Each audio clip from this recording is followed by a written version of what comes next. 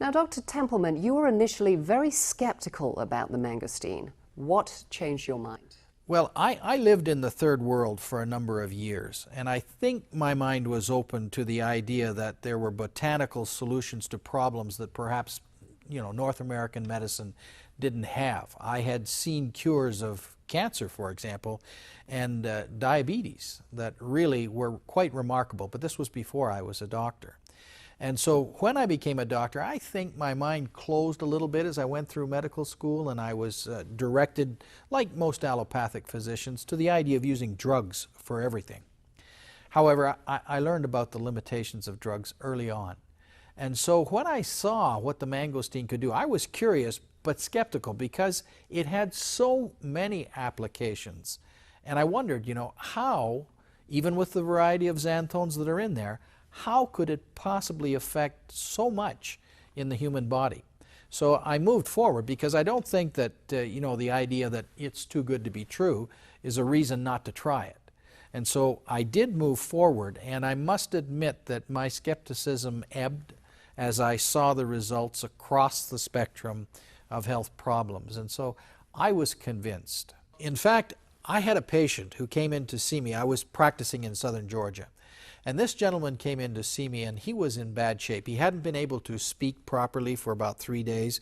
He'd had difficulty getting in fluids, and he hadn't been able to eat at all. And when I examined him and looked inside his mouth, it was so red that you would have believed that some caustic chemical had been in there, or a blowtorch. And I examined him, but I could not figure out what was wrong with him. I called my partner in, who examined him with me, and had no other ideas than I had.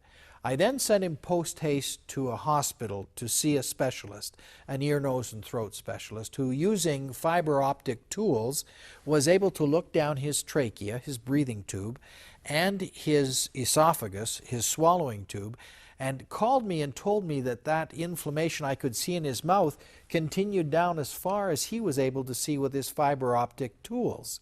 So we did not know what was going on. The doctor up there proposed a number of tests, and this fellow, Billy, refused the tests. He actually came back to my office, and I had had a chance to consult with the specialist. In fact, I'd even consulted over the phone with a second specialist. And we decided to treat him with prednisone, which is perhaps the strongest anti-inflammatory drug that doctors will normally use. And we gave him the prednisone. But after 3 days, he was actually worse. He would not come back into my office, but I did see him at the back of my clinic. And I told him at that time, when he refused to take any other medication, I said, Billy, I have an herbal preparation here. I called it jungle juice because I didn't know what it was at the time.